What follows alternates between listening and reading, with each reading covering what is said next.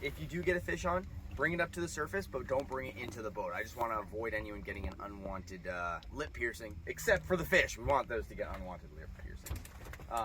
Then we're going to be sending our gear down. So I'll tell you when to drop. To drop, you're going to flip this little lever right here towards you. Okay, bring it towards you, and that's going to allow the spool to freely spin. I want you to keep your thumb ever so gently against that spool. It prevents something called backlash or overspooling or bird nesting, where this all gets tangled up in here. So just keep your thumb very, very gently. Just the slightest touch will allow it to smooth it out.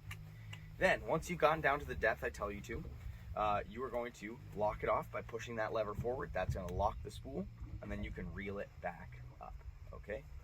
Just like so. You Now, bring it to the bottom and then lift it up? that's a good question. So in different places, I'll tell you different things. You're going to need to know exactly how to tell what depth your gear is at. And one way you can do that is this with this level wind bar right here. Okay?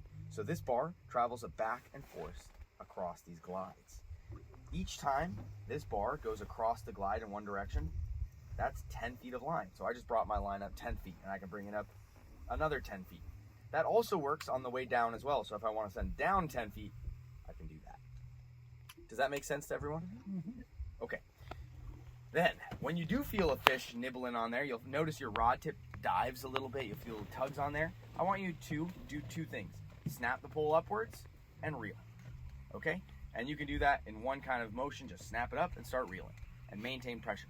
With these fish, you likely won't have to haul them in. They're not of that size, and you don't have to snap up so hard that you like rip their face off. Just a firm upward snap, and that should set the hook and reel them on up. Any questions at this time?